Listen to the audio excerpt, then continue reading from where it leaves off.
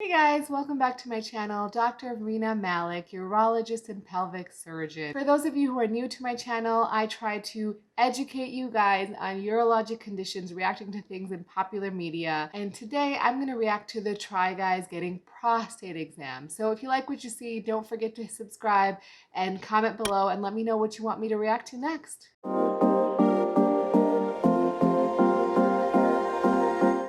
Movember is this thing that helps raise money and awareness for prostate cancer. Movember's a great organization. We're not growing mustaches. We're doing one better. And it involves the finger. Butt stuff! Today we are going to get our prostates examined by a medical professional. I'm grateful for the opportunity to raise awareness for this thing, and if we can make some people smile along the way, that's great.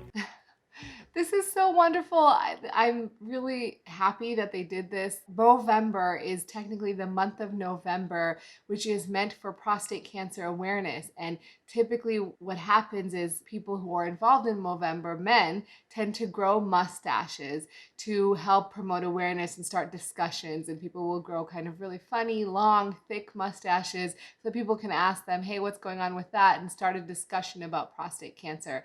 This is a really great way. I know the Try Guys are a huge platform, so I'm really proud of them for doing this, and they seem hilarious. Prostate exam. So prostate cancer is the most commonly diagnosed cancer amongst men in the United States. Oh my God, did you guys see that? He is cracking up while the guy's getting on the table. I have to say, it's gotta be hard to be a urologist working with the Try Guys because they're probably hilarious in person. Approximately 14% of men will be diagnosed with prostate cancer at some point in their lifetime. Oh no! Yeah, so prostate cancer is a really important disease, and approximately 1 in 7 men in the United States. So think about you and 7 of your male friends. 1 of you will be diagnosed with prostate cancer in your lifetime. That's freaky. And 2.8% of people will die from the prostate cancer itself. So this is a super important disease. It's really important here to discuss screening, and I think they're going to show you more about that as we go on. So I'll talk a little bit about it later in the episode. Testicular cancer is a cancer that the Try Guys need to worry about because testicular cancer is the most common cancer amongst men aged 20 to 40. I only came in here for prostate. I didn't know we were going to be doing nut feeling too. I didn't know I had to worry about that. Don't call it nut feeling. Well, that's what it is. Is that what it is? Yeah. But it's for a good cause. So they're exactly right. Testicular cancer is the most common cancer in men between the ages of 20 and 40. In 2019, approximately 10,000 men were diagnosed with testicular cancer. So it is a real concern for all men of that age group. It's particularly important for men who have certain histories like cryptorchidism or having an undescended testicle when you were little is a risk factor for testicular cancer. Also, if you have a personal history of testicular cancer on one testicle, you still have a risk of getting testicular cancer on the other testicle. So doing a testicular exam is an important part of your exam when you see your primary care doctor, and if for any reason you see a urologist, of course, that's an important part of your exam as well. If it takes just one finger up the butt to find out a life or death situation, stick the whole hand up my butt. We're gonna have to trust this doctor to take care of us.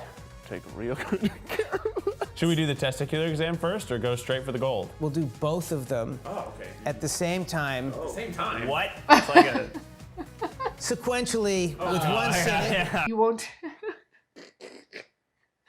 So no, you're not getting a testicular exam and a prostate exam at the same time. Typically when you see a urologist, you'll do the genital exam first and then you'll do the prostate exam. The screening for prostate cancer entails a PSA or a blood test for prostate cancer, which I talk about a little bit on my reaction to the Kaminsky method, so make sure you check that out. Basically, a PSA is a blood test that gives you a value that tells you your risk of having prostate cancer. So that is recommended for all men ages from 55 to 69, because that's basically what the studies have been done on. If you're younger than 55, it's recommended to be done based on your history or risk of prostate cancer. So if you have a family history of prostate cancer in a first-degree relative like your brother or your father, or if you're African American, or if you have some gene mutation that might predispose you to having prostate cancer, you should start screening earlier. A digital rectal exam, believe it or not, is somewhat controversial. There was a study that was released that looked at primary care or family medicine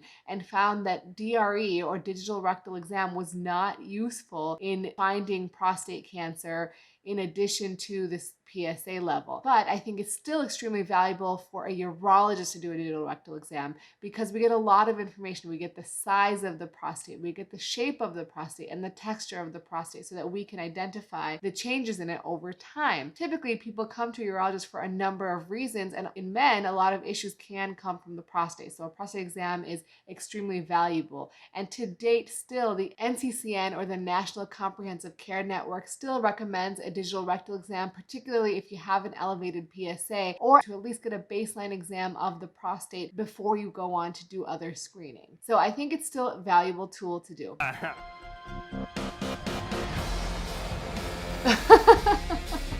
We don't make you walk through the clinic like that. Oh my God, that's not what I expected at all.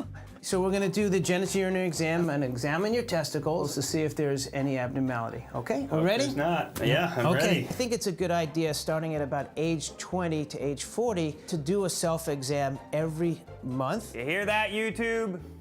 Touch them nuts.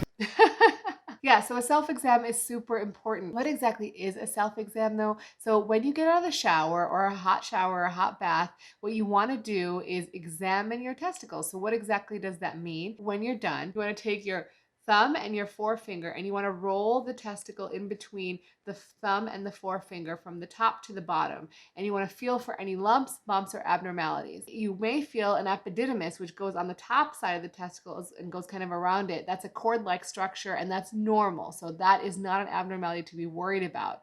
Also, it's normal for you to notice that one testicle is larger than the other. So that, again, don't get worried if you notice that one is a little bit bigger than the other. But if you notice some swelling or some tenderness or lumps or bumps, please come to the doctor immediately. The workup after that is you getting a testicular exam from your urologist or primary care doctor, and then getting a testicular ultrasound to rule out any real masses that need further treatment. These self-exams are super important because testicular cancer is really treatable. If you catch it early, almost 100% of people are cured. So it's super easy. You can do it at home and no one needs to know you're doing it. So go ahead and touch those nuts. Lie on your side with your right side down. Bring your knees up a bit to expose your bottom, okay?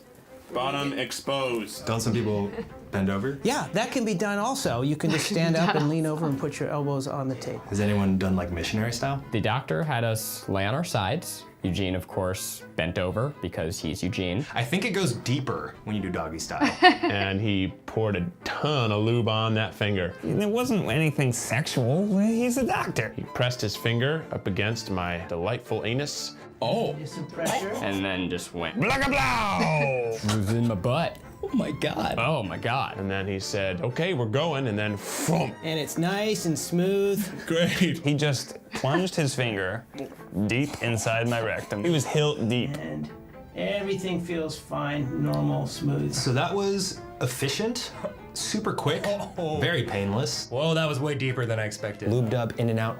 And you feel fine. All right. Okay. And here's some tissue if you need it. What do you say after you're penetrated by a handsome man?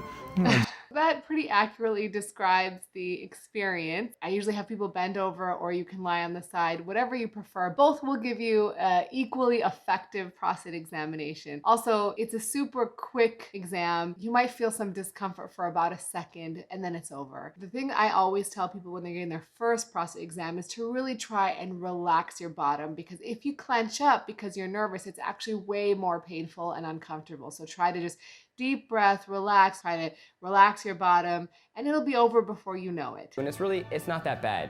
It's super harmless. It's super painless. Compare it to what women go through. Scraped in the vagina with metal stuff. Every year?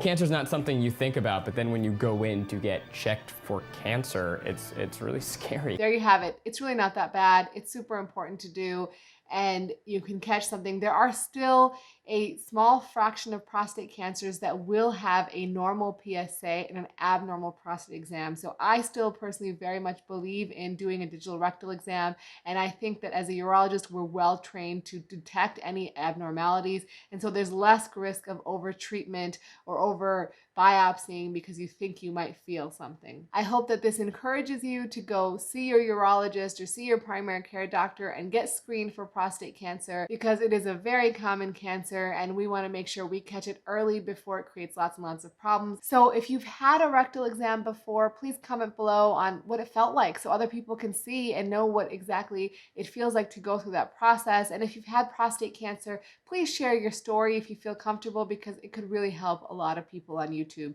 Thanks so much for watching, and always remember to take care of yourself because you're worth it.